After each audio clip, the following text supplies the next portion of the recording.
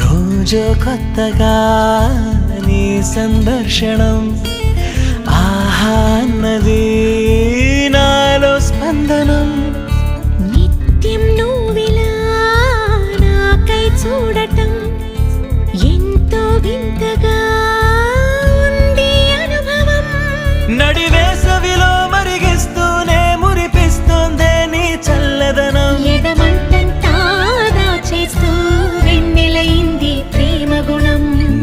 తదుపరి జన్మకైన జాలి చూసే వీలుందంటే ఈ క్షణాన ఊపిరాపనా.